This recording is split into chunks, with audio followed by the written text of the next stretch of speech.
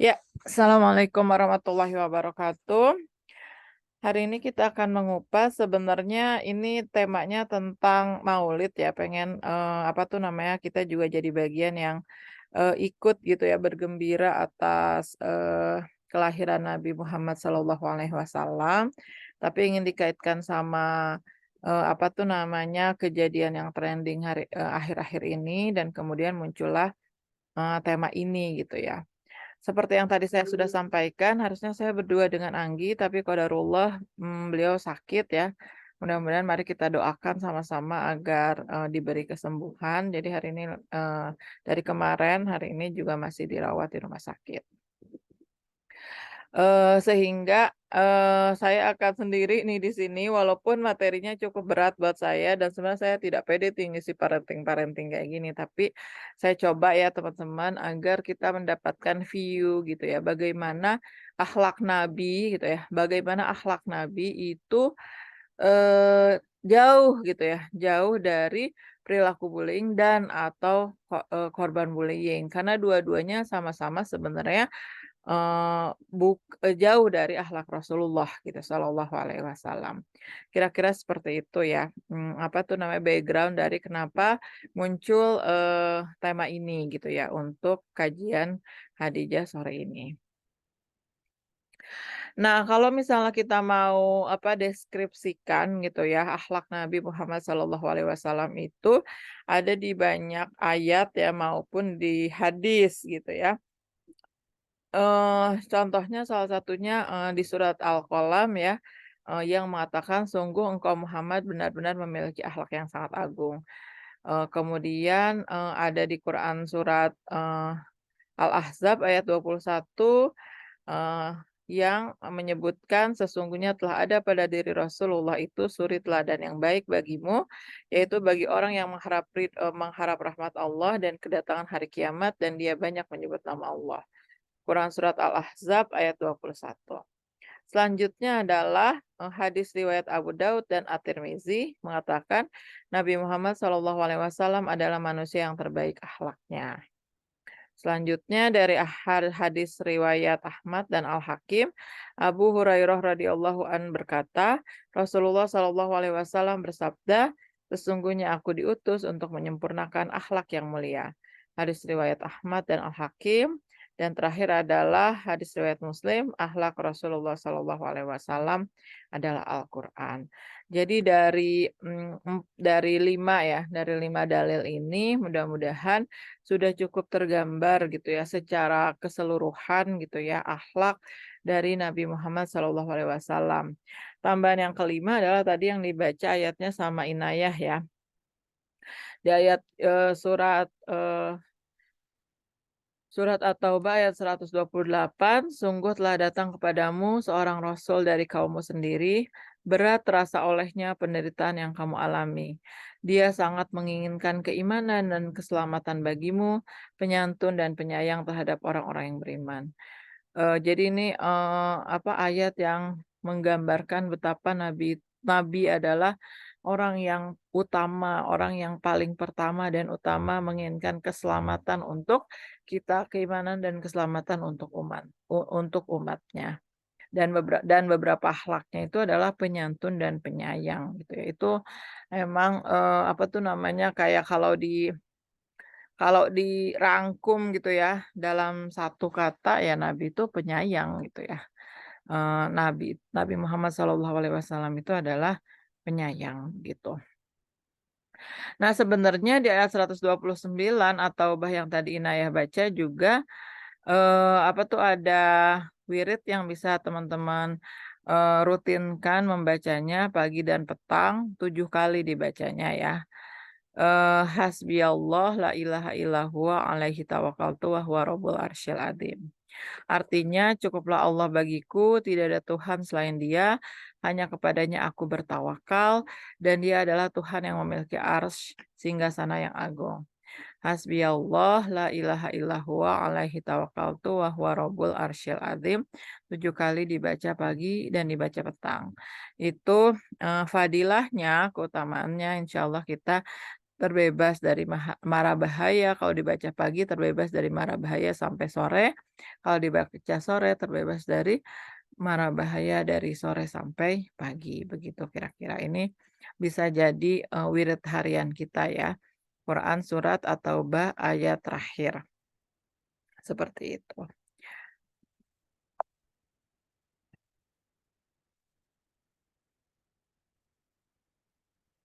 Nah, rangkumannya itu ya, dari akhlak Nabi itu adalah Al-Qur'an, dan seluruh isi Al-Qur'an jadi kalau kata Aisyah radhiyallahu akhlak Nabi itu adalah Al-Qur'an, atau dalam redaksi yang lain, Aisyah mengatakan bahwa Nabi itu adalah Al-Qur'an berjalan gitu ya. Jadi apapun gitu ya, apa tuh namanya, terkait sama akidah, terkait sama perilaku, terkait sama karakter yang ada dalam Al-Qur'an, itu masuk terejawantah, kepada Nabi Muhammad SAW. Jadi, apa tuh namanya, kalau misalnya kita gitu ya, kita umat Muhammad itu emang dikasih dua textbook gitu, dikasih dua, buku, apa namanya, dikasih 2 buku panduan ya. Yang satu adalah Al-Qur'an dan yang satu adalah Sunnah. Sunnah itu adalah apa? Sunnah itu adalah perkataan, perbuatan, dan takrir Nabi gitu ya. Jadi, dan Nabi itu adalah manusia seperti kita gitu kan ya. Jadi, apa tuh namanya, kita dapat buku petunjuk, terus kemudian Allah mengutus juga Nabi Muhammad untuk ngasih tahu, "Nih gini cara make buku petunjuk ini," gitu. Kayak gitu ya. Jadi, mudah-mudahan dengan udah double-double kayak tadi, kita selamat dunia dan akhirat gitu ya. Karena, kita dikasih dua bentuk gitu ya, yang satu teks gitu, yang satu aplikatif banget gitu ya, itu namanya Nabi Muhammad SAW. Sehingga kesimpulannya itu adalah akhlak Nabi itu adalah Al-Qur'an itu sendiri gitu ya. Jadi, Nabi itu adalah, dia representatif gitu ya, manusia yang menjalankan seluruh gitu ya, isi Al-Qur'an, dan kalau misalnya kita kayak tidak mengerti Al-Qur'an gitu ya, maka kita lihat Nabi, bagaimana Nabi melaksanakan, melaksanakan perintah-perintah yang ditulis dalam Al-Qur'an oleh Allah gitu ya, bagaimana cara Nabi melaksanakannya, maka kemudian kita bisa mengikuti Nabi Muhammad SAW. Ya sebenarnya kan tata cara sholat juga tidak ada di dalam Al-Qur'an. Allah cuma nyuruh kita, wa aqimusholah wa atuz zakah gitu ya. Apa tuh namanya, tapi cara sholatnya dimulai dari takbiratul ihram sampai kemudian ditutup dengan salam, itu tidak ada di dalam Al-Qur'an. Nah, kenapa kita bisa mengerjakan sholat hari ini? Karena ada di dalam hadis-hadis yang dicontohkan langsung oleh Nabi Muhammad SAW. Itu juga sebabnya kenapa, ada beberapa perbedaan gitu ya tentang gerakan sholat. Karena Nabi itu bukan mendiktekan, sholat begini-begini, tapi Nabi mempraktekkan, mencontohkan. Terus kemudian dilihat dilihat oleh orang berbagai persepsi gitu. Misalnya ada lihat dari kanan, dilihat dari kiri, dilihat dari kanan, dilihat pada saat Nabi berperang, dilihat pada saat Nabi, sholat. Kan sholat Nabi banyak nih ya, banyak Nabi. Ada orang yang lihat Nabi pada saat sholat begini, begitu, begitu, dan kemudian semuanya meriwayatkan dan semuanya sahih gitu ya. Jadi, apa tuh namanya, asalkan dalilnya sahih, maka kemudian kita bisa mengikuti gitu ya. Itu terkait sama, salat begitu. Nah, apa tuh namanya, tadi ada yang mau saya ngomongin tiba-tiba hilang. Nah seperti itu ya teman-teman. Jadi, apa tuh namanya, sebenarnya enak gitu ya jadi orang Islam, kita tinggal ngelihat Nabi gitu ya. Nabi, bagaimana nih melakukan, kalau misalnya ada kondisi seperti ini, bagaimana Nabi, mencontohkan, maka kita bisa mengikuti. Itu juga salah satu dari teknis parenting ya, salah satu dari, parenting ala Nabi gitu ya, yaitu teladan, ngasih contoh gitu ya. Jadi, itu kasih contoh itu adalah bagian dari parenting ala Nabi gitu ya, yang dicontohkan oleh Nabi, udah nggak usah ngomong gitu ya, jadinya, lakukan aja gitu. Jadi kalau nyuruh anak sholat nggak usah ngomong, "Sholat sana," gitu, nggak usah, contohin aja kitanya sholat, begitu. Nah itu juga, yang dilakukan oleh Nabi kepada para sahabatnya, kepada keluarganya, kepada anak-anaknya, dan lain sebagainya. Dan kisah paling, paling terkenal gitu ya, bagaimana Nabi memberi contoh gitu ya, dan kemudian para sahabat langsung mengikuti, itu Mengusulkan peraturan baru denda malu ketika Hudaybiyah ya, apa tuh namanya, ketika Hudaybiyah gitu ya, perjanjian Hudaybiyah, terus kemudian Nabi, eee, tidak jadi ya, tidak tidak jadi ke Mekah. Tidak jadi ke Mekah dan kemudian, menyuruh para sahabatnya untuk, karena kita tidak jadi ke Mekah, maka potong saja rambutmu, bertahalul gitu ya, jadi nggak perlu umroh gitu ya, tapi langsung aja tahalul dan menyembelih hewan sembelihan gitu, hadyu. Nah, ketika Nabi mengatakan itu, Eee, tidak ada satupun sahabat yang melaksanakan apa yang diperintahkan oleh Nabi Muhammad SAW. Kemudian dengan sedih gitu ya, Nabi Muhammad masuk ke tenda dan menemui istrinya yang bernama Ummu Salamah, dan kemudian kata Ummu Salamah, "Lakukan aja Nabi, ya lakukan aja ya Rasulullah, pasti mereka akan mengikuti," gitu ya. Dan kemudian Nabi keluar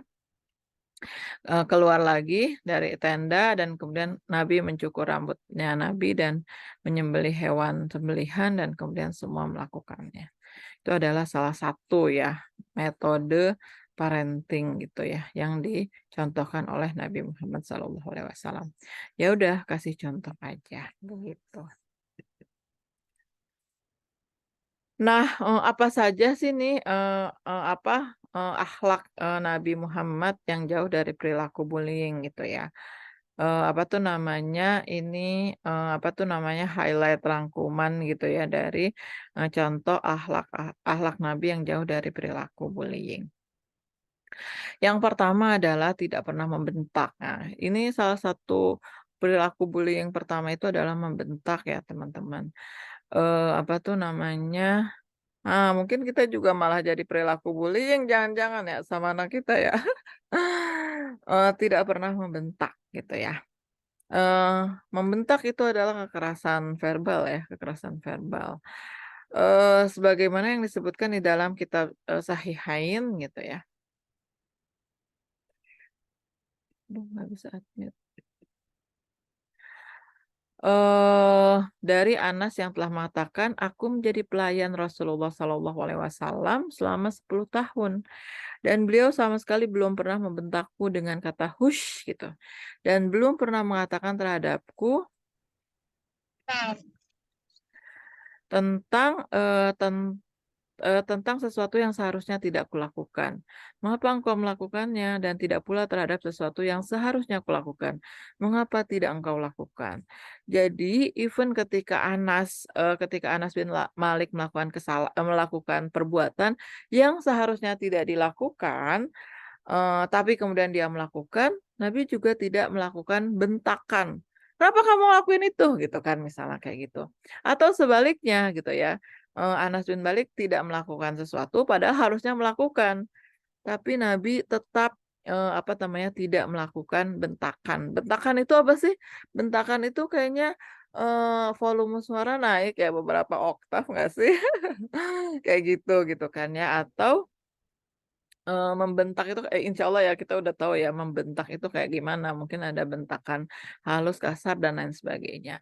Bahkan ini pada pelayan loh, pelayan itu artinya, kalau misalnya secara sosial kita tuh punya kekuasaan atas itu kan. Misalnya mungkin kalau kita, ART gitu mungkin di rumah ya, kita punya kuasa atas itu, punya kendali atas itu, misalnya anak, terus ART gitu kan ya, atau kalau di, kantor itu staf gitu ya, atau OB gitu kan ya, itu tidak pernah membentak gitu ya. Nah mari kita atur, nah kalau soal tidak pernah membentak ini mungkin ya, kita harus melatih gitu ya, kita harus melatih diri kita dan anak kita. Kita harus ngasih contoh juga gitu ya ke anak kita, sebisa mungkin dia bisa mengontrol gitu ya, emosinya untuk tidak membentak gitu ya, temannya atau kayak gimana, tidak membentak temannya gitu kan ya. Tidak menggunakan nada tinggi gitu ya, untuk kemudian tidak menggunakan nada tinggi untuk, eee, memberitahu atau tidak menggunakan nada tinggi untuk, menyuruh atau melarang.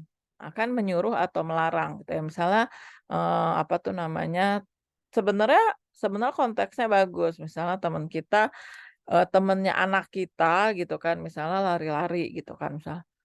Oh, tapi, nadanya itu nada yang cukup keras. Nah, coba kita, jangan lari-lari," misalnya diatur gitu ya. Misalnya kita membiasakan anak kita untuk, punya volume suara yang, sewajarnya gitu ya, untuk misalnya ketika memberitahu, teman-temannya gitu kan, misalnya terkait sama, membentak ini, begitu.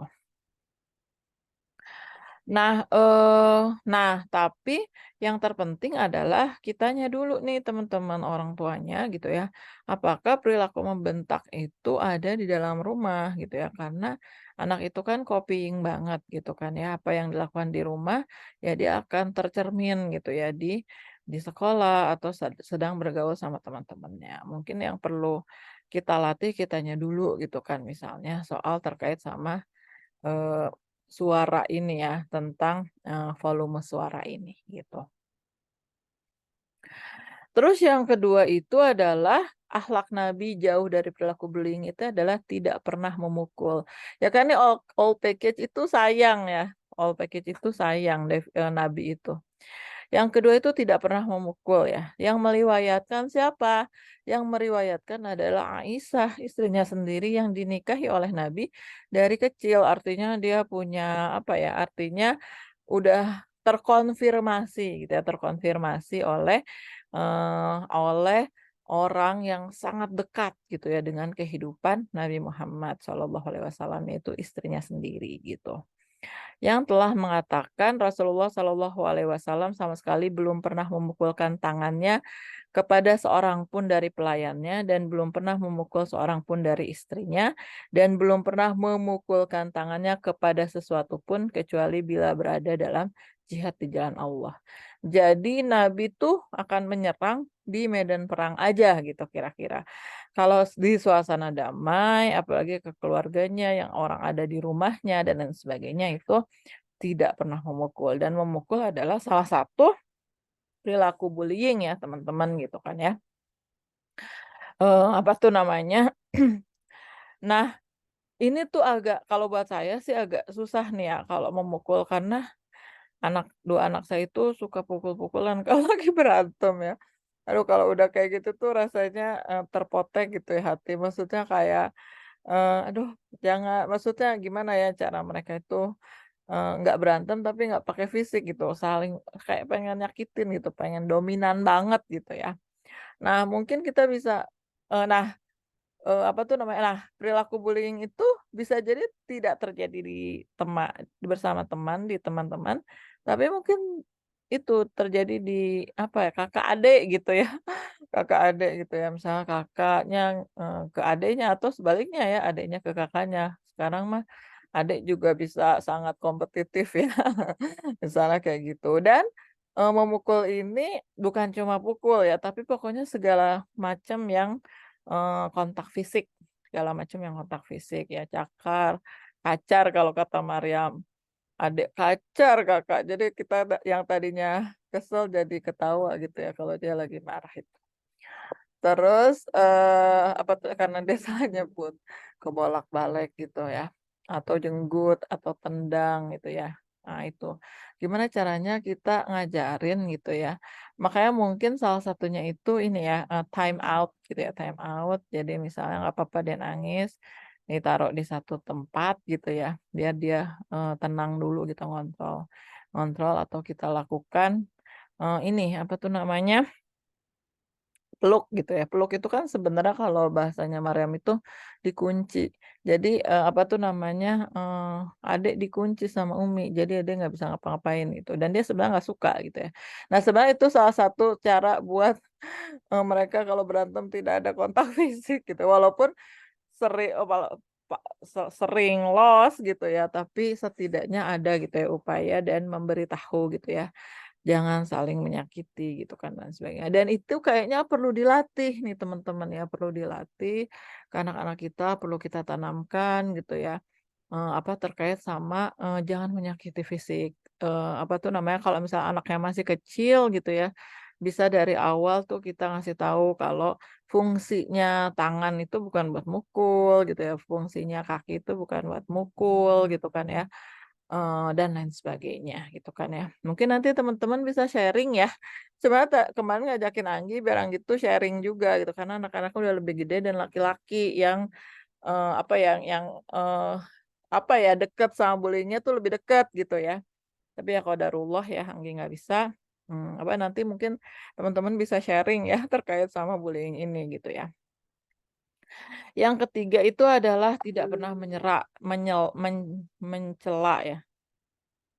Tidak pernah mencela. Nabi Muhammad SAW tidak pernah ambigu, tapi nih saya ini ya, tidak menemukan belum menemukan dalilnya, tapi kita sudah pasti yakin gitu ya bahwa Nabi Muhammad itu tidak pernah mencela. Bahkan ada hadis yang mengatakan makanan aja nggak pernah dicela ya sama Nabi, tetap dimakan apalagi orang gitu kan ya. Tidak pernah ambigu. Jadi ambigu itu maksudnya, apa ya, kan kita suka kayak ngeceng-ngecengin gitu ya, nah terus, orang lain tersinggung terus, ih baper gitu kan misalnya, apa, apa tuh, ngeledek ngeledek gitu ya, ngeledek gitu ya. Terus kemudian apa tuh namanya, maka beliau adalah orang yang paling menjauhinya. Jadi, maksudnya itu ya dari, omongan lidah gitu ya yang paling ringan sekalipun, salah satu yang paling ringan itu misalnya kayak ngejek aja gitu ya, ngejek nggak sampai mencela keburukan atau membuka keburukan, misalnya cuma kayak, "Cie cie," gitu kan misalnya kalau zaman kita gitu ya. Cie-cie kayak gitu, itu pun tidak pernah dilakukan gitu oleh Nabi Muhammad SAW. Apa tuh namanya, ya kita juga harus nih teman-teman ini tuh ya, kalau saya ngerasa bahkan anak TK aja tuh udah bisa nih melakukan ini nih, apa, saya udah pernah ya dengar sendiri gitu ya. Jadi saya jemput anak gitu ya, terus mereka biasanya suka jalan bareng gitu kan ya. Mereka biasanya suka jalan bareng, pas udah jalan bareng itu kayak, ada temennya Fathia emang yang gemuk gitu kan. Terus ya kayak gitu, temennya bilang, "Gendut gendut gendut," gitu ya. Terus kan aku langsung, "Eh tidak boleh seperti itu," gitu kan ya. Terus kalau Fathia emang nggak kayak gitu ya, cuma dia senyum-senyum aja terus, ya kayak gitulah gitu ya. Nah itu juga sudah termasuk nih teman-teman ya bullying gitu ya. Sementara kayak, ya Allah kenapa sih anak TK aja udah kepikiran kayak gitu ya, aku tuh ya, ngerasa. Jadi ada tuh yang bahkan sampai nangis ya, ada temennya nangis gara-gara dia tuh pas dianterin naik motor pakai helm bapaknya. Jadi helm bapaknya tuh gede gitu ya. Terus diketawain gitu ya sama temen-temennya gitu ya. Terus sampai dia tuh nangis gitu. Buat saya itu udah bullying sih kalau buat saya gitu ya. Jadi harus udah diingetin gitu ya. Perilaku-perilaku seperti itu, gitu kan ya. Dan yang terakhir itu adalah tidak pernah membalas. Wah, nggak boleh ngebales ya gitu ya, karena kalau kita membalas, kalau buat saya sih sama aja gitu kan ya. Ini kayaknya Anggi masuk nggak sih? seperti ada. Arsyaka ini Masuk Mbak, izin off cam ya Mbak, masih belum oh, fit oh. banget. Ya Allah, istirahat aja sebenarnya, Anggi. Ya, ya, ya, oke, oke. Terima kasih banyak sudah bergabung, Anggi.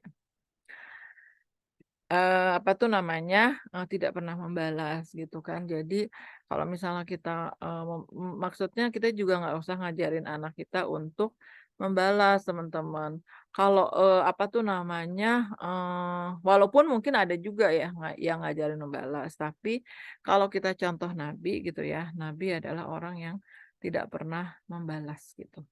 Apa tuh namanya, dan kita sudah sangat pernah dengar ya, kisah Nabi yang sangat masyhur terkait sama, orang yang suka ngelemparin Nabi gitu ya, tiap, lewat itu pakai kotoran gitu ya, pakai kotoran, terus aja kayak gitu sampai kemudian, terhenti gitu ya. Sampai kemudian terhenti, terus Nabi malah bingung, "Kok nggak ada ya orang yang suka ngelemparin saya itu?" Gitu kan, dan kemudian ditanyakan, "Oh, orangnya lagi sakit." Dan Nabilah orang yang pertama menjenguk orang yang suka, suka zalim sama Nabi itu, begitu. Jadi, kira-kira 4 ini ya, apa tuh namanya, akhlak Nabi yang harus kita, coba ya sedikit demi sedikit menanamkan kepada anak-anak kita gitu ya, terkait sama, perilaku bullying ini. Membentak, memukul, dan mencela, ini 3 ini ya. Dan yang keempat adalah cukup nggak membalas gitu ya, karena kalau kita membalas itu udah jadi siklus aja gitu ya, siklus terus-terusan dan itu kalau buat saya, bukan sesuatu yang baik, gitu.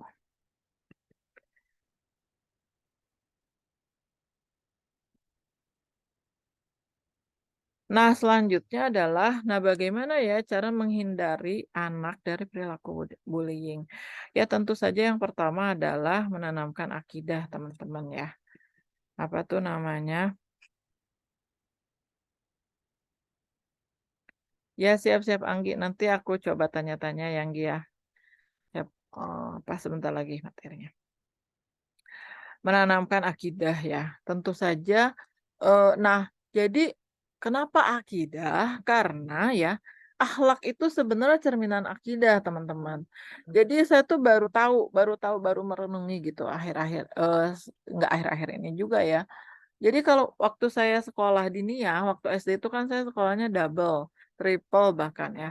Jadi saya SD umum biasa dari pagi sampai siang, siang sampai sore itu saya sekolah madrasah diniyah. Ada mata pelajaran namanya akidah akhlak. Saya tuh waktu sekolah itu saya pikirin, saya tuh kan namanya suka mikir sesuatu yang enggak. Akidah akhlak kenapa sih ini disatuin gitu kan beda gitu kan ya. Tapi setelah saya mikir, saya nemuin jawabannya gitu ya. Sebenarnya akhlak itu cerminan akidah gitu. Jadi nggak ada gitu ya orang yang, apa tuh namanya, orang yang akhlaknya itu sempurna tanpa akidahnya itu sempurna, teman-teman.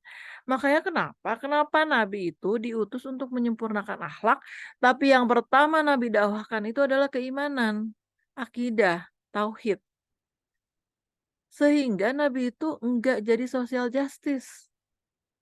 Sebenarnya kalau Nabi itu dakwahnya pakai adab gitu ya, itu Nabi itu langsung accepted, semua menerima. Siapa Emang sih deh. siapa sih yang enggak siapa sih yang enggak menerima siapa sih yang enggak menerima, adab yang baik? Semua orang tuh pasti menerima gitu kan ya. Dia Bukit Jamok.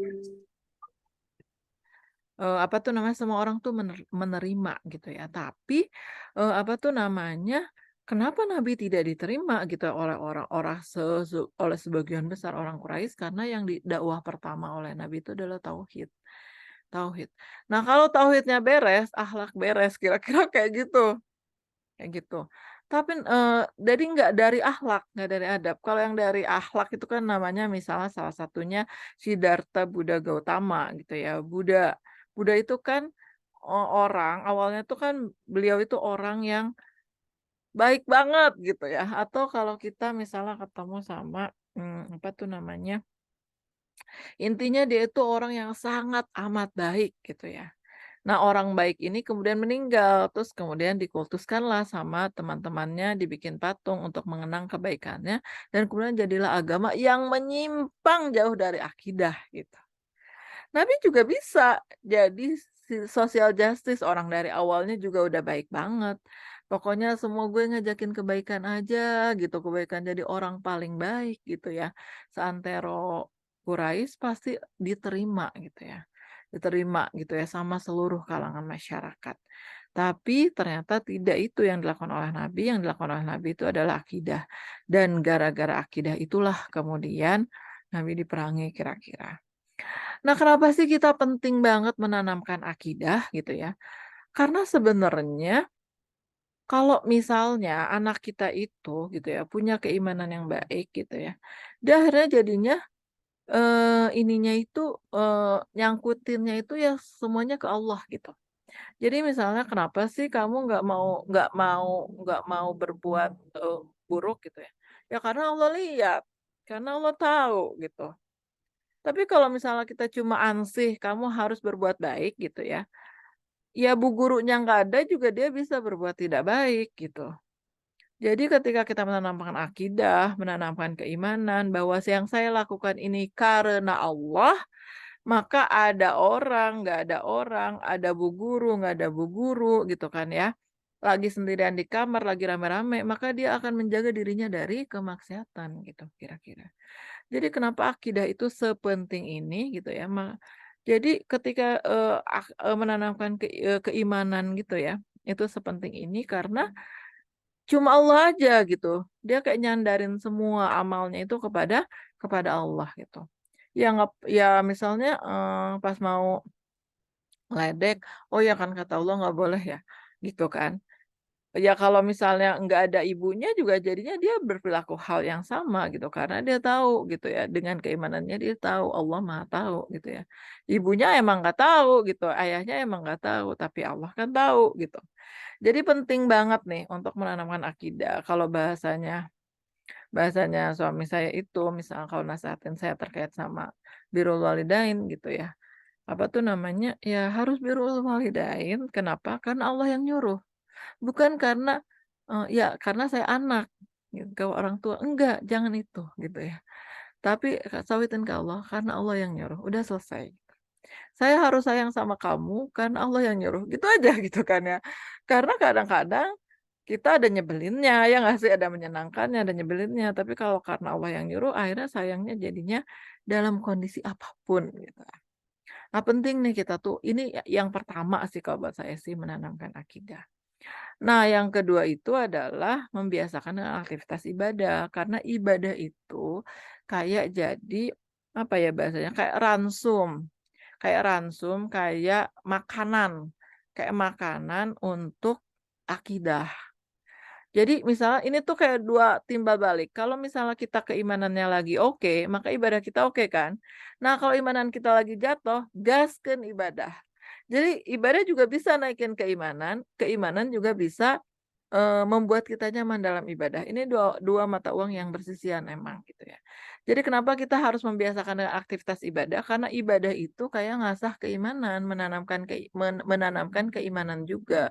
Karena dengan praktek ibadah itu kan kayak sholat buat siapa sih? Buat Allah.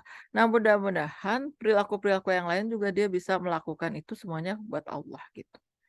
Jadi kenapa penting juga membiasakan aktivitas ibadah, karena ibadah itu, bisa naikin keimanan. Dia makanannya keimanan itu adalah ibadah kepada Allah. Dan yang ketiga itu adalah menanamkan kecintaan kepada Rasulullah SAW. Ini masih normatif semua ya, tapi ini penting banget teman-teman ya. Bagaimana kita menggambarkan akhlak Nabi dan lain sebagainya itu bagian dari kita untuk menghindarkan anak dari perilaku bullying. Oh ya, disclaimer dulu nih teman-teman ya. Jadi materi saya tuh banyak banget karena saya ngambil dari banyak jurnal gitu ya. Ini emang euforia juga mungkin saya baru pertama materi tentang parenting ala Nabi, tapi mungkin akan saya skip ya. Habis itu selanjutnya saya minta Anggi ya untuk untuk sharing terkait dengan sisi psikologi dan sharing pengalaman juga gitu, lebih aplikatif gitu ya.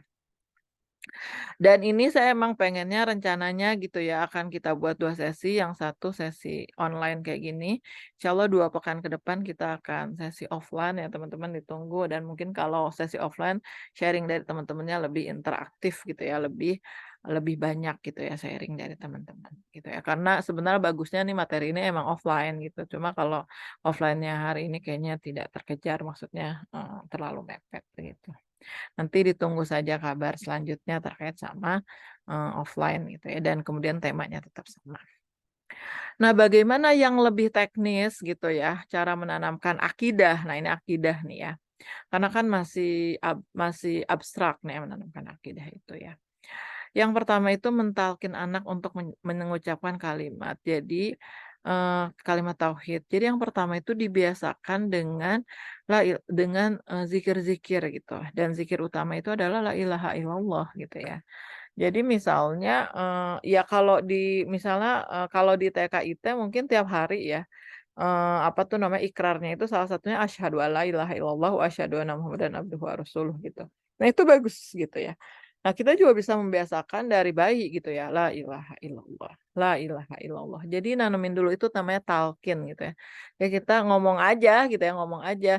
Entah diikutin atau enggak sama anak kita nggak apa-apa gitu ya. Tapi yang keluar dari mulut kita itu adalah kalimat-kalimat tauhid dilanjutkan dengan zikir-zikir yang kita sandarkan kepada Allah Subhanahu wa taala, kayak Masya Allah, Subhanallah, dan lain sebagainya, gitu kan ya.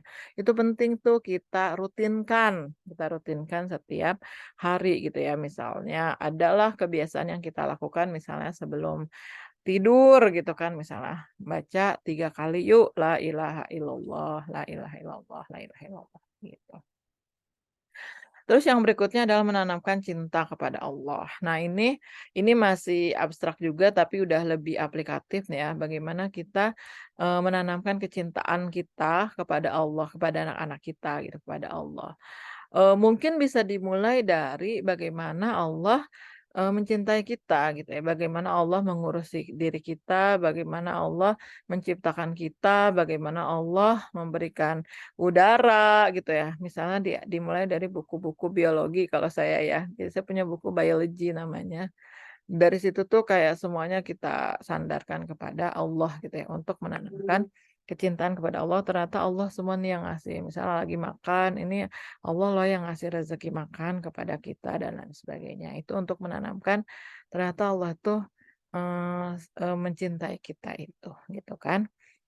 Terus yang ketiga menanamkan cinta kepada Rasulullah Shallallahu Alaihi Wasallam, keluarga beliau dan para sahabat. Nah ini penting juga ya, agar akhlaknya itu akhirnya jadinya bisa diserap gitu ya, bisa diserap sama anak-anak kita, akhlak-akhlak Nabi. Ini udah banyak ya bukunya ya, Mute itu Muhammad Teladanku, bisa tuh jadi sarana kita tiap,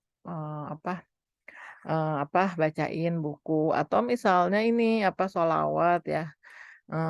Suka rajin-rajin sholawat gitu ya anaknya, kok saya nyetel YouTube aja. Aiswa Nahla gitu ya. Aiswa Nahla itu dahsyat banget sih buat saya gitu ya.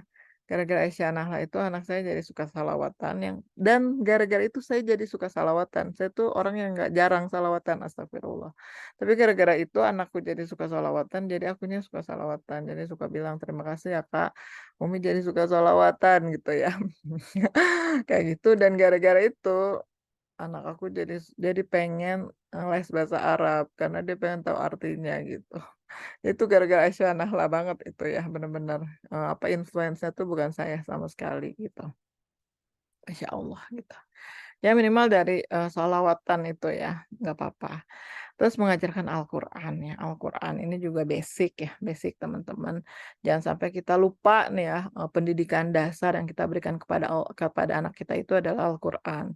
Bukan matematika, bukan, membaca dan sebagainya, kalau bisa Al-Qur'an dulu gitu ya. Terus pendidikan untuk tetap teguh dan rela berkorban demi akidah. Ini juga penting nih ya untuk fight terhadap akidah, terhadap faith, jadi dia punya kepedean terhadap apa yang dia imani, apa yang dia rasa betul saat ini. Dan yang terakhir adalah sama tuh ya, membiasakan aktivitas ibadah sebagai ransum akidah atau sebagai makanan dari akidah. Nah, yang terakhir ini mungkin slide terakhir nih ya, sebelum saya pindah ke Anggi ya. Akhlak Nabi yang bisa diajarkan kepada anak agar sebaliknya teman-teman ya, tidak menjadi korban bullying gitu. Nah, saya ambil dari hadis ini, satu hadis aja.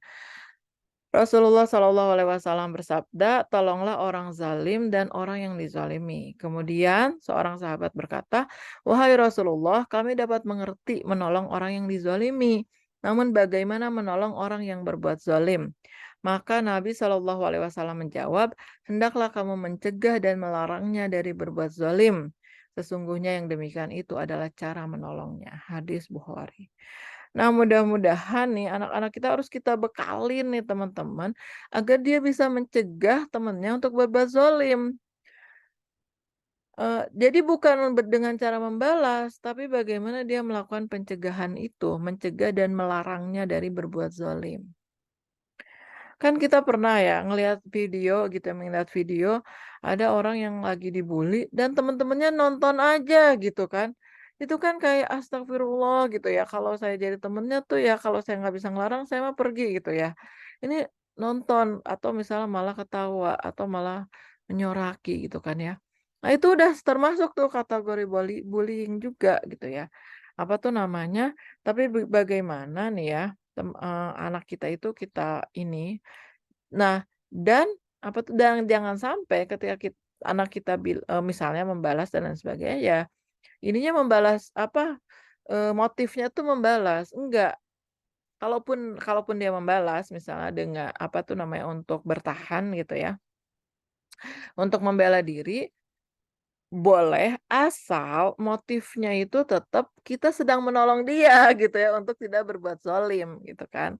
Kita sedang menolong dia untuk emosinya nggak meluap-luap gitu ya, kita sedang menolong dia, jadi kita benar-benar persepsikan gitu ya ke anak kita, kalaupun kita mau membalas atau kita mau, apa tuh namanya, menahan dia untuk, tidak berbuat zalim gitu, menangkis gitu kan, menangkis tamparan dan lain sebagainya gitu kan, atau menegur juga dengan kata-kata yang lebih tegas, tujuannya apa nih, Kak? Gitu ya. Tujuannya adalah kita nolongin dia juga gitu ya, agar dia tidak zalim sama saya dan tidak zalim sama teman-teman yang lain. Ya mudah-mudahan dengan gitu dia bisa memutus rantai bullying-nya dia.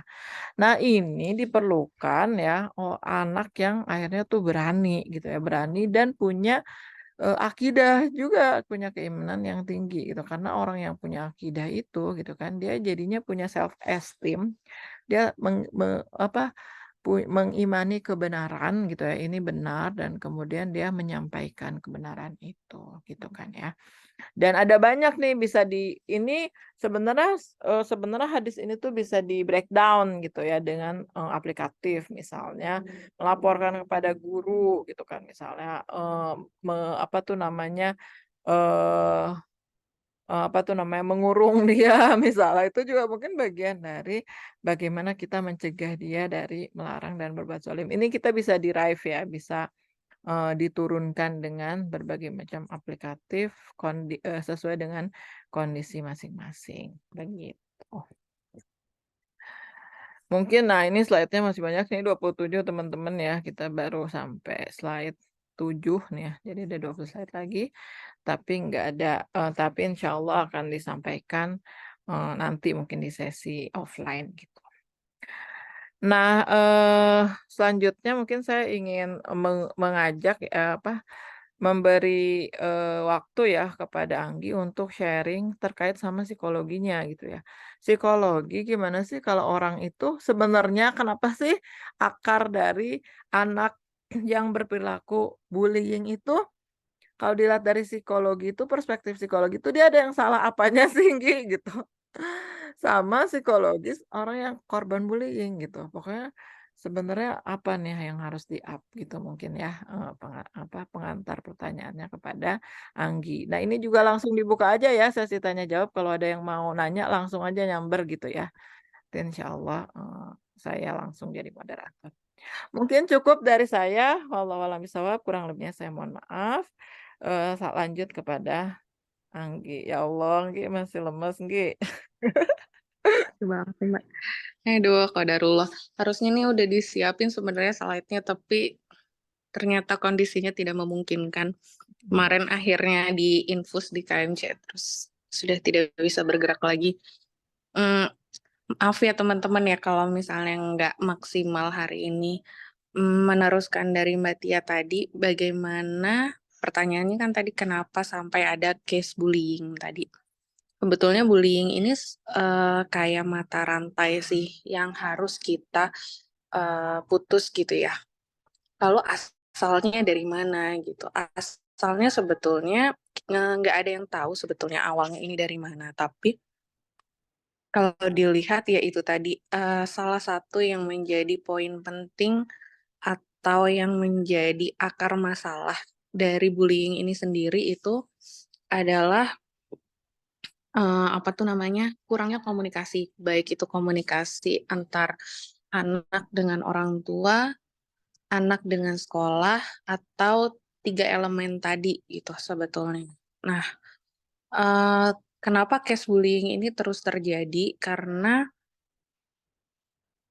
seperti yang disampaikan sama Mbak Tia tadi bahwa, eee, akidah dan akhlak itu ternyata belum tertanam dengan sempurna atau dengan baik lah ya dari, anak-anak kita.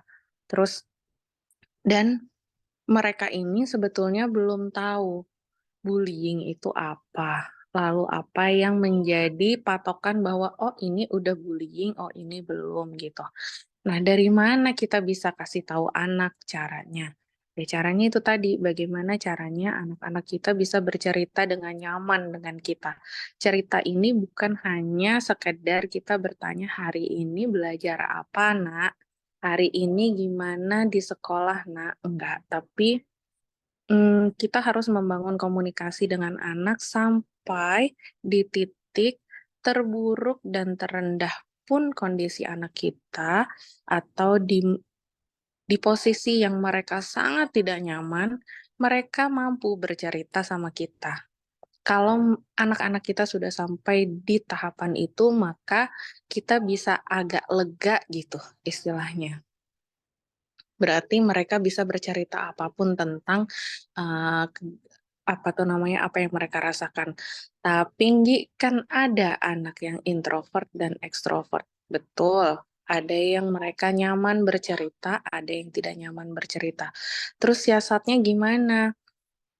Siasatnya bisa lewat dengan kita sebagai orang tua peka dengan perubahan yang terjadi dalam keseharian anak-anak kita.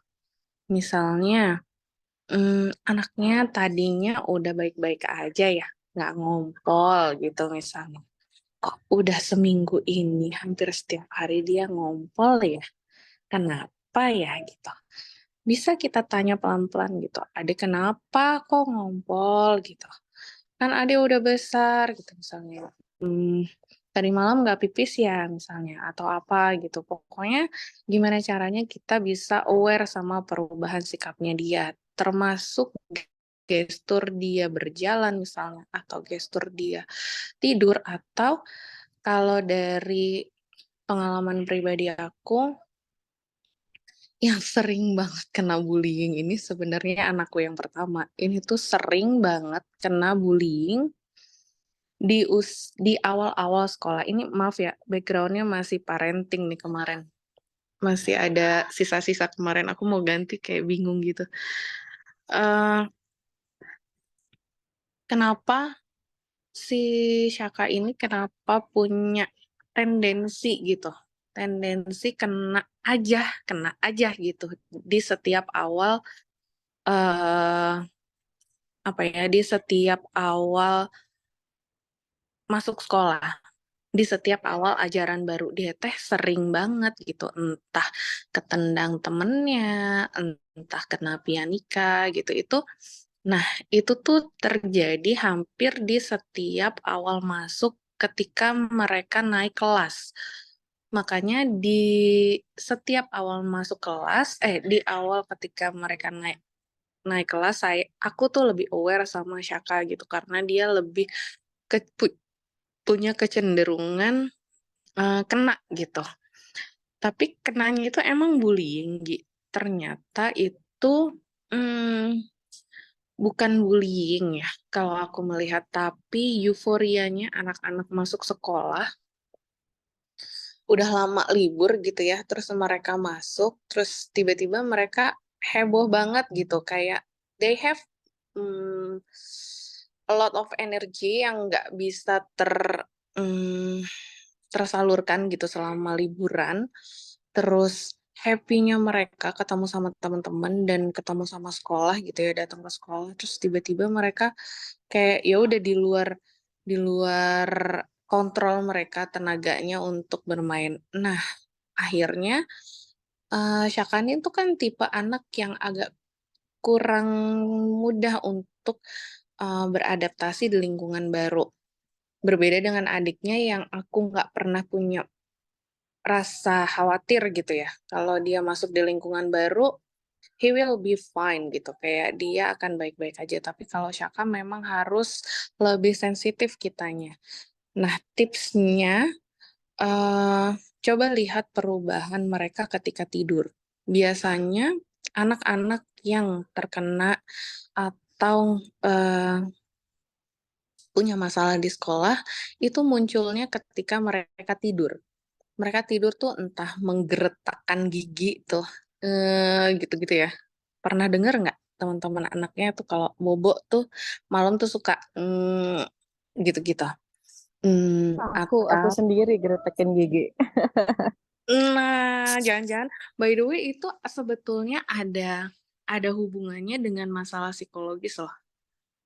Jadi, alam bawah sadar kita memberikan sinyal ke otak bahwa there's something problem in your life gitu ya, atau apa yang sedang kalian rasakan sehari-hari itu ada sesuatu yang ngeganggu, tapi nggak bisa kalian ungkapin gitu, nggak bisa kita ungkapin, sorry, nggak bisa kita ungkapin, terus tiba-tiba ya dia keluarnya ketika kita nggak sadar kapan ya saat kita tidur gitu. Itu bisa jadi ada, entah itu khawatir tentang sesuatu yang kecil, atau tentang masalah yang besar, atau hanya khawatir tentang masa depan gitu misalnya, itu bisa aja kejadian. Terus, kalau bercerita tentang bullying, ada baiknya kita bertabayun di sekolah gitu ya, kan ini kasus bullying-nya adalah ketika terkenanya itu pada anak-anak kita. Nah, coba untuk eee, tabayun dulu dengan wali kelasnya. Begitu kita tahu bahwa anak kita ngerasa kayak dibully gitu ya, dalam tanda kutip. Dia sih bilangnya dibully gitu, tapi kan kita harus bertabayun ya teman-teman, harus harus tetap berada pada koridor yang netral, bukannya kita tidak mau membela anak kita, tidak, tapi, kita harus jadi gini, ketika kita berada dalam, garis yang netral, kita juga sebetulnya sedang menyelamatkan anak kita. Karena jangan dikit-dikit gini, kena terus, anak kita ngomong ke kita, terus kita dengan, mmm, langsung, "Iya pokoknya yang benar anak anak aku, pokoknya yang benar anak aku," gitu, enggak ya. Tapi, kita coba berada di garis yang netral, komunikasikan dengan wali kelasnya, "Saya mendengar begini begini begini Bu, dari, anak saya, kondisinya gimana?" Nanti, biasanya wali kelas ini akan minta ke orang tua yang anaknya terlibat gitu.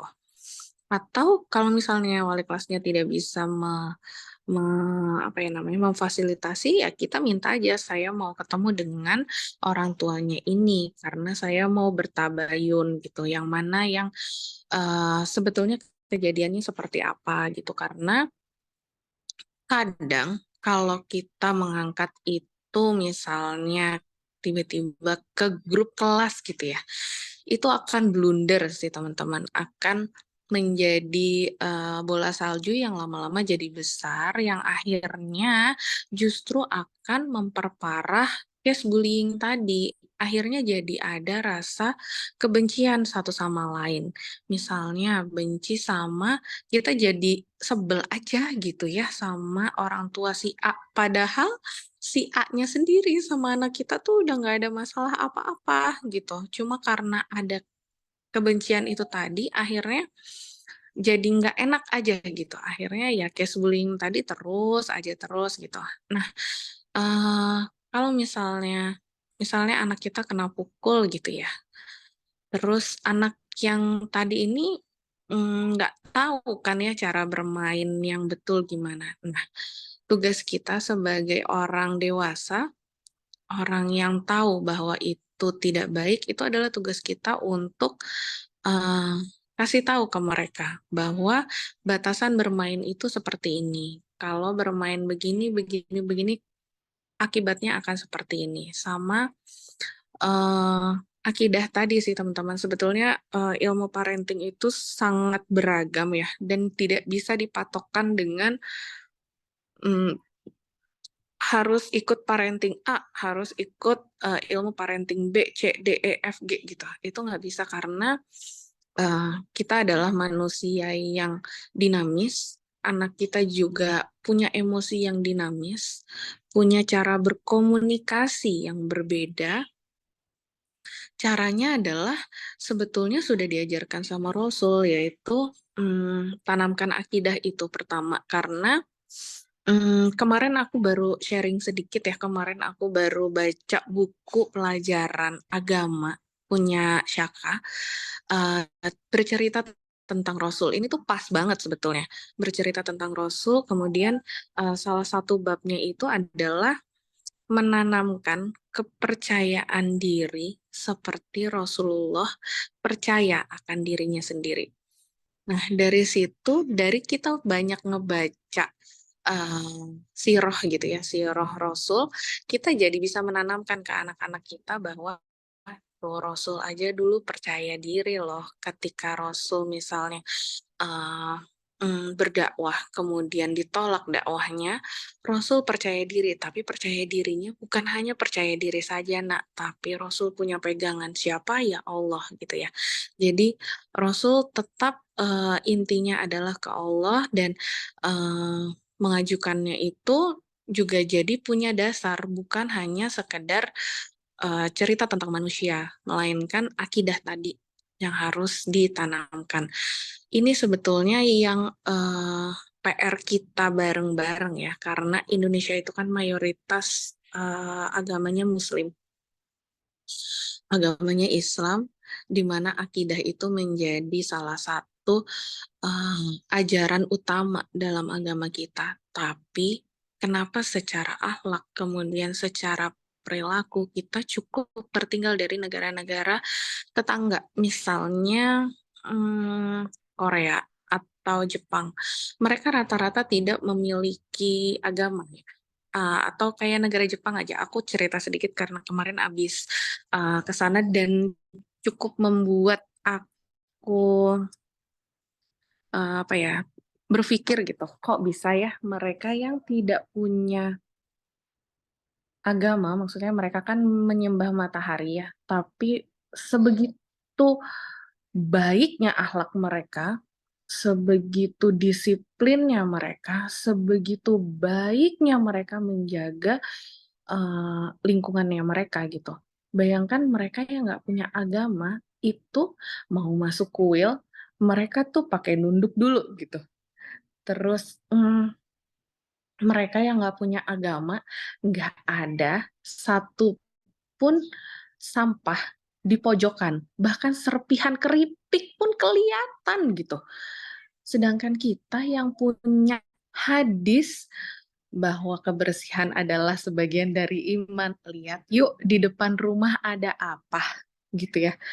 Kan itu sesuatu yang, miris ya gitu. Terus, eee Bagaimana bisa mereka sedisiplin itu dan sebaik itu akhlaknya dengan orang yang lebih tua daripada kita yang memiliki agama jelas akidahnya untuk menghormati orang tua. Nah, ini yang akhirnya jangan-jangan ada kesalahan ya dari sistem pendidikan kita. Bukan bukan menyalahkan sekolah gitu, enggak. Tapi kita sebagai orang tua punya choices. Kita punya pilihan kemana anak kita harus disekolahkan. Usia-usia dini kayak TK, SD itu mereka adalah usia-usia yang baik untuk ditanamkan tentang akhlak gitu ya teman-teman. Jadi kalau kemarin saya lihat dan bercerita sedikit sama teman-teman yang ada di sana, ternyata yang diajarkan di sana yang pertama kali adalah kehidupan sehari-hari. Bagaimana mereka bisa mandiri menjadi anak, bagaimana mereka bisa menghormati orang tuanya, bagaimana mereka bisa bertanggung jawab atas tugasnya. Itu yang diajarkan utama di sekolah dan itu ada kurikulumnya. Mungkin dulu itu kita ada zamannya mama papa kita ya, itu ada kurikulum tentang budi pekerti kalau nggak salah. Diajarkan tentang budi pekerti dan kita pernah diajarkan tentang PMP. Pernah nggak teman-teman ingat nggak dulu waktu SD diajarin tentang PMP? PMP yang salah satu pelajarannya misalnya, jika kamu melihat uang di jalan, apa yang akan kamu lakukan? Pernah nggak dapat soal itu? PPKN udah, PPKN mah naik lagi. Kalau PMP, itu waktu kelas 1, ingat nggak? Penanaman moral Pancasila. Pernah ngalamin nggak teman-teman? Jangan-jangan aku doang sama Mbak Tia nih. Iya nih. Sama di PPKN sama PMP, Gi. Iya, PPKN sama PMP. Nah, itu kan di situ tuh sebetulnya banyak pelajaran-pelajaran kehidupan yang kalau waktu itu kita baca itu tuh kayak sepele gitu ya. Tapi ternyata itu tuh tertanam loh sama kita. Misalnya apa? Jangan buang sampah sembarangan. Coba dari teman-teman di sini yang kalau buang sampah di depan aja atau buang sampah dari mobil malu nggak sih? Malu nggak? Malu kan ya? Kalau anak-anak zaman sekarang yang eee, udah lupa aja gitu ya, maaf ngomong kayak misalnya anak-anak yang suka lewat depan rumah kita gitu ya, ya buang puntung rokok ya buang aja gitu. Karena ya itu mereka nggak ada pelajaran tentang, budi pekerti tadi gitu. Jangan-jangan kita lack-nya di situ. Nah, di situlah akhirnya, saya berpikir bahwa anak-anak ini memang butuh pelajaran ya, maksudnya mereka butuh, kecerdasan gitu ya, intelektual mereka harus baik, tapi yang utama adalah akhlak sebetulnya. Bagaimana kita bisa menanamkan akhlak itu supaya mereka bisa menjadi manusia yang berguna, ketika mereka nanti pinter, jangan sampai mereka pinterin orang kalau kata mamaku dulu tuh gitu, "Kamu boleh pinter tapi jangan buat minterin orang." Jadi yang pertama diajarkan adalah akhlaknya, sama kasih tahu, berikan diliatin aja contoh yang nggak baik. Jadi kita jangan takut untuk misalnya kita ngelihat apa ya, kasus bullying gitu misalnya, terus, tiba-tiba itu ada gitu misalnya di depan kita, terus kita yang, "Jangan ngelihat Nak, jangan ngelihat," gitu. Jangan, nggak apa-apa, kasih lihat aja ke mereka. Tuh, itu adalah perbuatan yang nggak baik, Nak. Sambil dikasih lihat, sambil dikasih tahu. Supaya apa? Supaya mereka tahu bahwa di luar sana kita itu heterogen. Kita itu banyak jenis manusia. Kita tuh banyak banget jenis manusianya, banyak banget latar belakangnya tuh beda-beda ya. Ada yang anaknya gampang dikasih tahu, ada yang enggak gitu misalnya ya. Terus ada yang orang tuanya sibuk sama yang enggak. Nah, ini tips juga nih buat teman-teman yang misalnya ayah bundanya kerja, kita dua-duanya bekerja gitu. Pasti kita punya waktunya lebih sedikit ya sama teman-teman yang mungkin bundanya yang di rumah gitu. Cari, momen tertentu yang itu menjadi rutinitas kita untuk menanamkan akidah ke anak-anak. Atau kalau misalnya kita nggak bisa, misalnya kita, "Aduh tapi gue seringnya pulang malam Gi," nggak mungkin bisa deh pulang tuh anak-anak pasti udah tidur gitu. Serahin itu ke orang yang caregiver-nya dia. Misalnya caregiver-nya adalah, eyangnya, atau mbaknya, atau susnya gitu ya.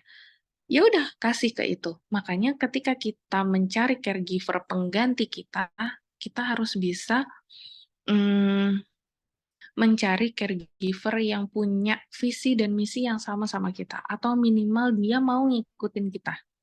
Dia mau ngikut apa yang kita, minta gitu ya. Dan, mmm, ya itu, coba untuk adain satu bukan ritual ya, satu kebiasaan yang terus-menerus setiap hari yang bisa menanamkan itu. Jadi, intinya dari bullying tadi adalah yang pertama adalah komunikasi dan bukan, yang pertama itu adalah takut sama Allah. Bagaimana cara kita menanamkan anak-anak untuk takut sama Allah. Jadi kalau mereka merasa, kayak tadi yang Mbak Tia bilang ya, kayak Mas Banu ke Mbak Tia gitu, "Ya aku teh sayang sama kamu bukan karena aku nggak enak sama orang tuanya Mbak Tia, tapi karena Allah nyuruhnya ya aku sayang sama kamu," gitu. Sama kayak ini juga kan, anak-anak juga, eee, Bunda, nyuruh kamu untuk sholat bukan karena kamu takut sama Bunda dimarahin nggak sholat, tapi karena ya Allah nyuruh kamu untuk sholat gitu.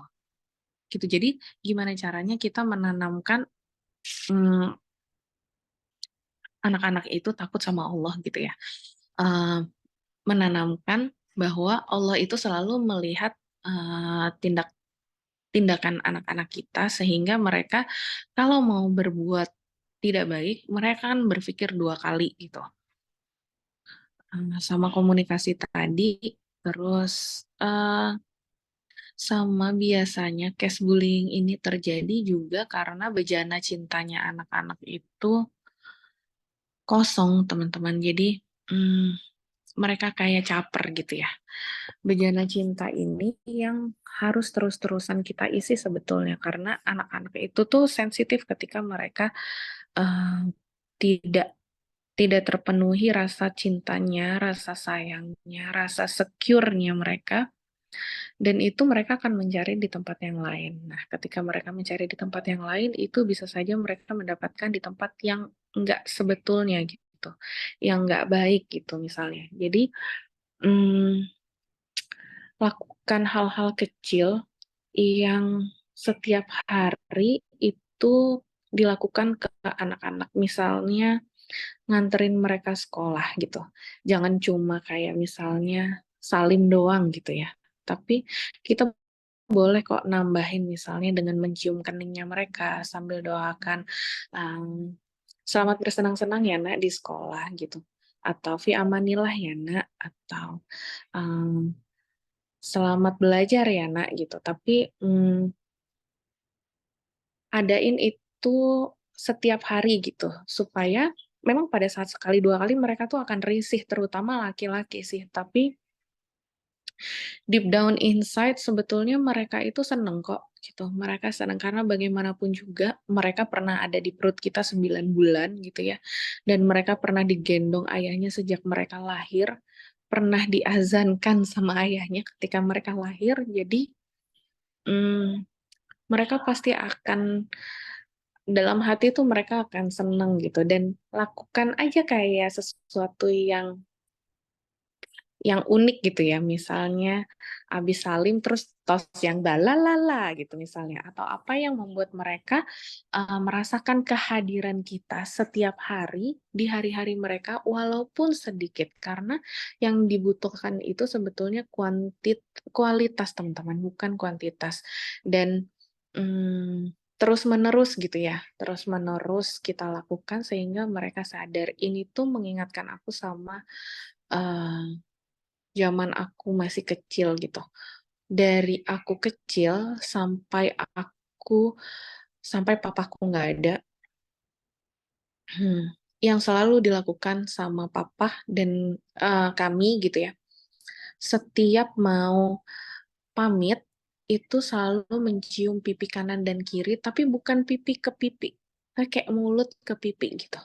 Jadi kami merasakan betapa intimate-nya kami, betapa sayangnya kami. Jadi ketika kami mau melakukan, aku dan adikku ya, ketika mau melakukan suatu kesalahan gitu, atau ketika mau melakukan sesuatu yang buruk, yang kami ingat tuh mama sama papa gitu. Betapa sayangnya mereka, betapa tulusnya mereka membesarkan kami, dan betapa tidak inginnya kami mencoreng nama mereka gitu. Jadi itu yang pengen kita tanamkan ke anak-anak, tapi sekarang levelnya harus naik gitu. Jangan cuma untuk orang tua aja, tapi juga untuk Allah gitu. Betapa sayangnya Allah dengan memberikan ini.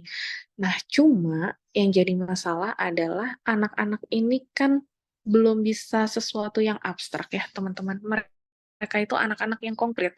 Mereka baru berada dalam tahapan pembelajaran yang konkret. Jadi, coba untuk mengkonkretkan apa yang abstrak tadi tuh misalnya. Jadi misalnya ya mungkin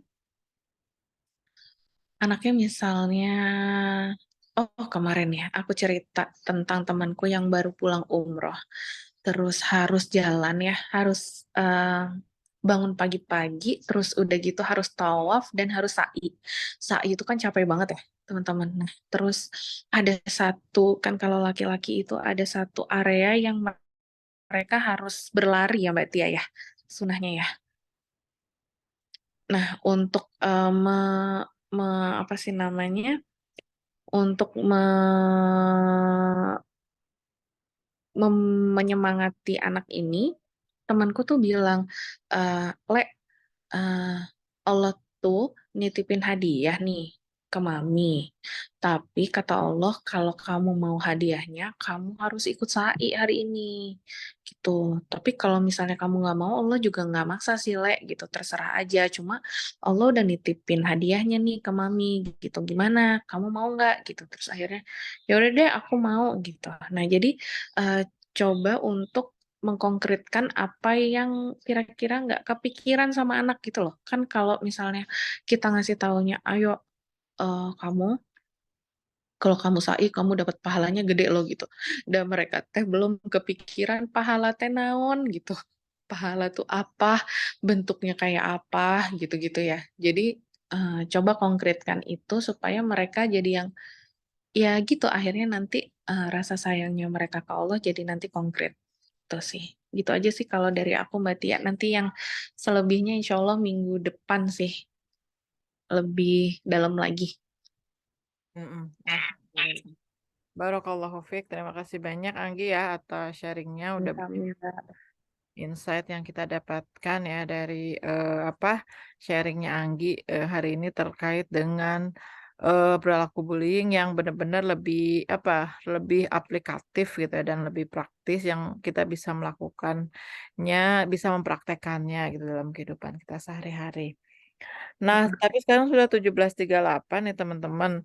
Mungkin, kalau ada yang mau nanya satu aja ya, satu aja, kalaupun masih banyak, mungkin bisa di chat kali ya, di WA gitu ya. Jadi mungkin ini bisa berterusan nih tema ini, misal sampai ke 2 pekan ke depan gitu ya, terkait sama, apa, bullying ini gitu. Dan sebenarnya bisa lebih luas ke kenakalan anak-anak juga ya, misalnya yang hari ini juga mengkhawatirkan gitu. Mm-mm. Ada yang mau bertanya, teman-teman? Satu aja terkait satu aja nih. Atau sudah cukup jelas?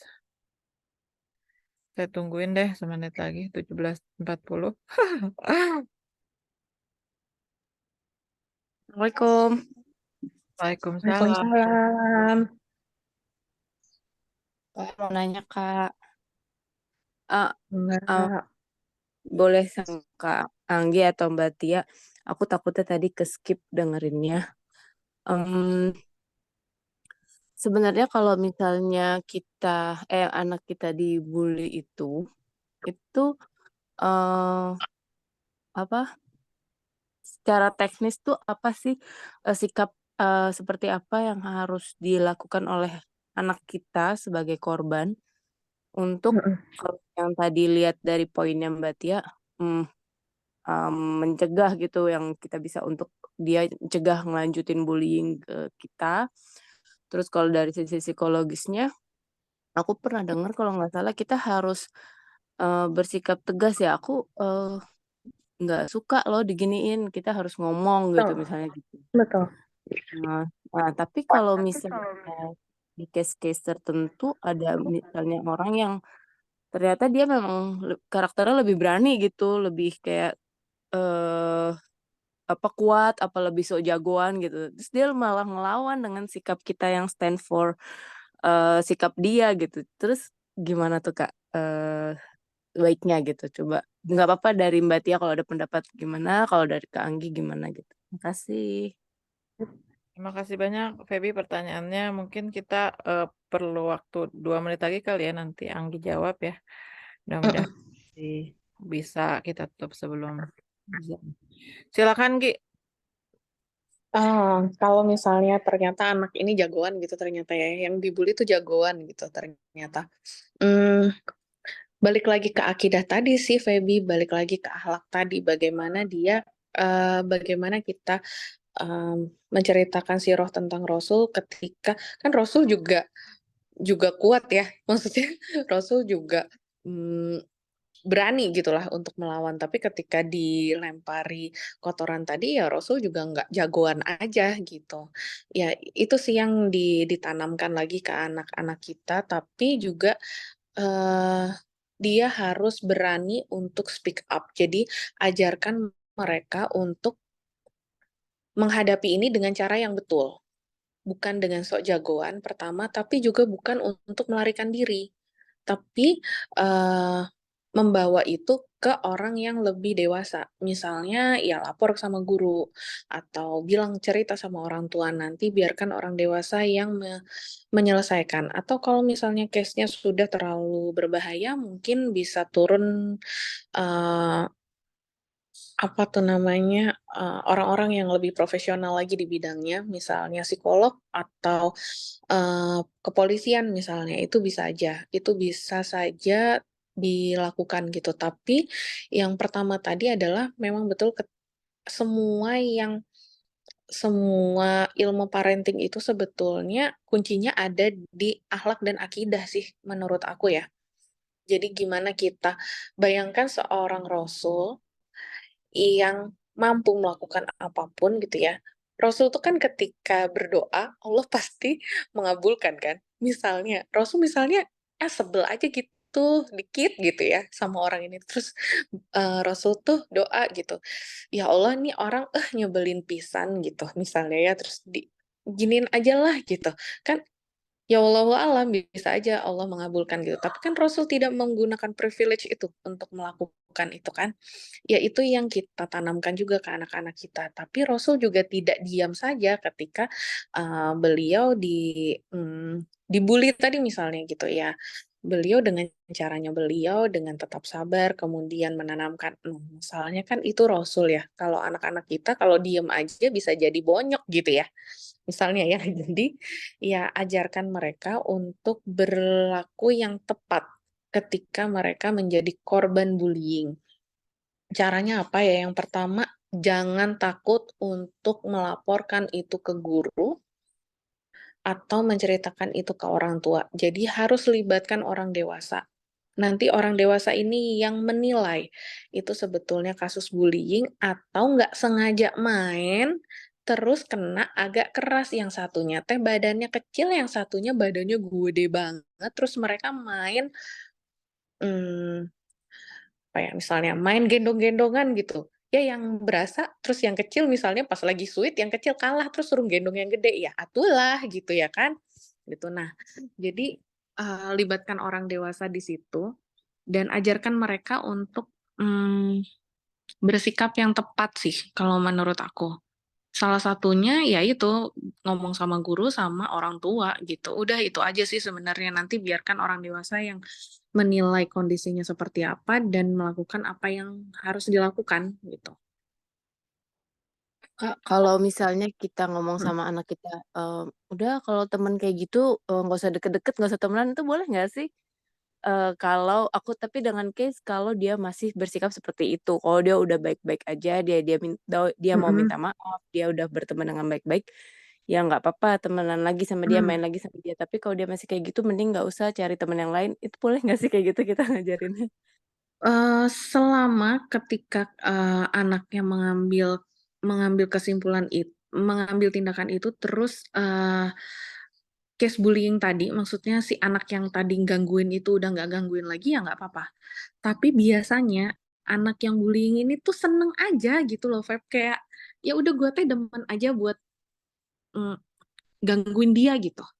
Jadi sebenarnya, masalahnya yang harus diselesaikan. Apakah jangan-jangan ini anak, masalahnya bukan cuma sama anaknya Feby, jangan-jangan dia juga bermasalah dengan anak-anak yang lain. Berarti artinya kan yang bermasalah anak ini tadi nih. Ya udah si anak ini yang harus selesaikan gitu. Kalau di kasus sekolah aku akhirnya dia yang jadi, eee, pertama mereka ke ruang BK, nanti setelah dari ruang BK mereka ada visit setiap, seminggu 2 kali atau 3 kali, ini psikolog tuh akan visit secara diam-diam untuk ngelihat, perilakunya anak ini. Nanti kalau dari situ masih belum juga, orang tuanya dipanggil. Nanti masih belum juga akan ada, eee psikolog yang melakukan, eee, apa ya itu namanya ya, kayak kayak treatment tertentu lah gitu ke anak ini. Nanti kalau misalnya sudah tidak bisa dilakukan, udah nggak bisa dilakukan, ya itu jalan terakhir adalah ya anak ini dikeluarkan gitu. Tapi jangan maksud aku gini, jangan coba untuk kasak-kusuk ke orang tua yang lain deh, Feby. Jangan-jangan anak ini juga rusuh ke anak yang lain gitu. Lebih ke Gitu. peduli gitu ya dengan ke depannya tentang anak ini gitu ya, untuk menghindari Karena dampak lebih besar. somehow anak-anak yang melakukan case bullying ini ternyata ada sesuatu yang lack dari mereka. Kalau kemarin dari case yang aku lihat, itu ternyata dia kehilangan sosok ayah. Jadi ayahnya itu pindah tugas ke luar luar daerah gitu ya. Jadi dia tinggal sama ibunya aja di sini dan dia ternyata deket banget sama ayahnya. Nah, dia itu bikin masalah karena dia kehilangan sosok ayah tadi gitu. Dia kehilangan bejana cintanya tadi. Jadi rata-rata anak-anak yang punya case bullying ini tuh sebenarnya mereka dalam tanda kutip menyedihkan sebenarnya.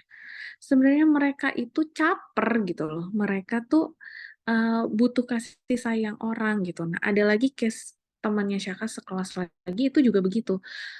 Itu sehari-hari tuh luar biasa deh pokoknya. Ada aja yang benjol kepalanya gara-gara dia, ada yang sampai dijahit kepalanya ya. Ada aja pokoknya. Udah azan, Mbak. Eee, mungkin, Feby udah dapet intinya kali ya, Feb. Tapi kalau misalnya Oke. Feby masih mau melanjutkan, monggo nanti di WA dilanjutkan kali Nggi, kalau misalnya Anggi masih punya jawaban ya. Boleh di-chat di WA grup kali ya, biar teman-teman yang lain juga bisa nyimak. Mangga, Mbak. Alhamdulillahirabbil alamin ya, cukup seru sore hari ini. Mudah-mudahan ini juga bisa menambah, keinginan kita untuk nanti bisa bertemu offline dan membahas yang ini juga. Memang nggak cukup sih waktunya ya, untuk membahas tema yang satu ini gitu, yang sangat menarik. Mungkin, kita tutup dengan hamdalah, alhamdulillahirabbil alamin. Terima kasih banyak sekali lagi buat Anggi, Syafaqillah. Terima kasih Iya. teman-teman, kita tutup dengan istighfar, astagfirullahaladzim. Dan doa penutup majelis, subhanakallahumma wa bihamdika, asyhadu an la ilaha illa anta, astaghfiruka wa atubu ilaik. Kurang lebihnya saya mohon maaf. Assalamualaikum warahmatullahi